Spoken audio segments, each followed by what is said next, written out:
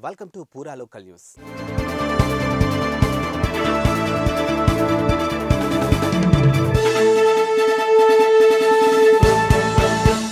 మెదక్ జిల్లా ముసాయిపేట మండలం కొప్పలపల్లి గ్రామంలో నేతాజీ సుభాష్ చంద్రబోస్ వేడుకలు ఘనంగా నిర్వహించారు. ఇక నేతాజీ సుభాష్ చంద్రబోస్ జయంతి సందర్భంగా స్థానిక ప్రభుత్వ పాఠశాల విద్యార్థులు భారీ ర్యాలీ నిర్వహించారు. ఇక గ్రామ చావిడిలో ఉన్నటువంటి నేతాజీ విగ్రహానికి పూలమాలలు వేసి అధికారులు ప్రజాప్రతినిధులు ఘనంగా నివాళులు అర్పించారు. నాకు రక్తాన్ని ఇవ్వండి, మీకు స్వాతంత్రాన్ని ఇస్తాను అని చెప్పినటువంటి మహనీయుడు నేతాజీ సుభాష్ చంద్రబోస్ అని పేర్కొన్నారు. నేతాజీ సుభాష్ చంద్రబోస్ చూపినటువంటి మార్గంలో ప్రతి ఒక్కరూ నడవాలని, దేశభక్తిని పెంపొందించుకోవాలని సూచించారు. ఈ కార్యక్రమంలో తుఫ్రాన్ కాండల్, ధర్మరాజా, పోచయ్య తదితరులు పాల్గొన్నారు.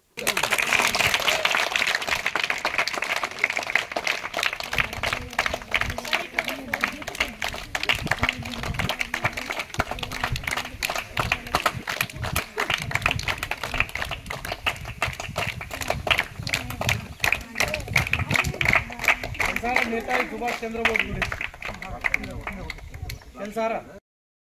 నేతాజీ సుభాష్ చంద్రబోస్ 126వ జయంతి సందర్భంగా ప్రతి ఒక్కరూ నేతాజీలేగా జీవించాలని కోరుచున్నాం. ఎందుకంటే సుఖాలన్నీ మర్చిపోయి దేశం కొరకు ఎంతటి కష్టాన్నైనా సహించడానికి సిద్ధంగా ఉండాలి.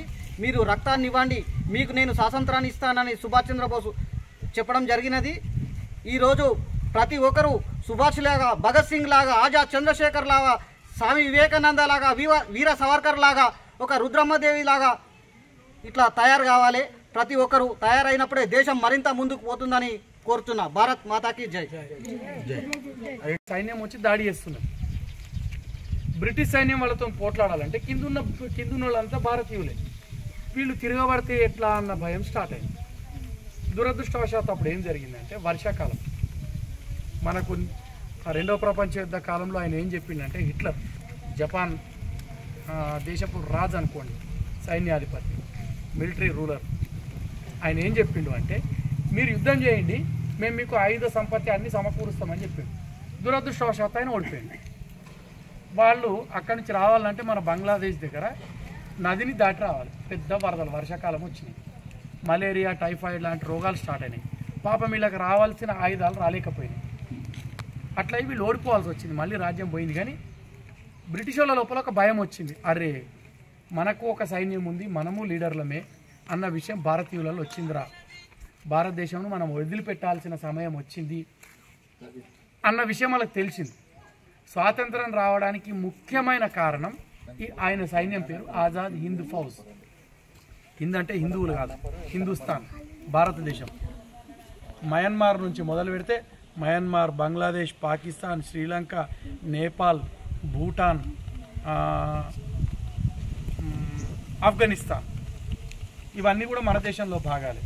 ఇంకా గమ్మత్ ఏంటంటే, అప్పుడు జమ్మూ కాశ్మీర్ రాజు ఉంటుండే, రాజా హరిసింగ్ రాజ్యం ఏదంటే చాలామంది ఏమనుకుంటారంటే జమ్మూ కాశ్మీర్ అనుకుంటారు. కాదు, జమ్మూ కాశ్మీర్, లదాఖ్, ఇప్పటి టిబెట్ కూడా మన దేశంలో భాగమే. వాస్తవానికి ఆయన పోరాటం విజయవంతమై ఉంటే భారతదేశం చాలా పెద్దగా ఉండేది. అఖండ భారత్ అంట. విన్నరా ఎప్పుడన్నా పదం? భరతమాత బొమ్మ వచ్చినప్పుడు ఇంకా ఆరెంజ్ కలర్లో పెద్దగా ఉంటుంది చూడండి.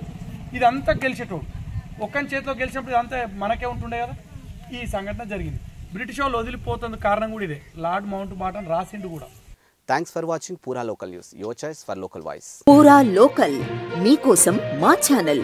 మీ జిల్లాకు, మీ మండలానికి, మీ గ్రామానికి, మీ ప్రాంతానికి, మీ వీధికి, మీ ఇంటికి, మీ వద్దకి, ఎక్కడికైనా ఎప్పుడైనా మా పూరా లోకల్ ఛానల్ వస్తుంది. మీరిచ్చే సమాచారాన్ని అందరికీ చేరువయ్యేలా చేస్తుంది. మీ గొంతుకని ప్రతి ఒక్కరికి వినిపిస్తుంది.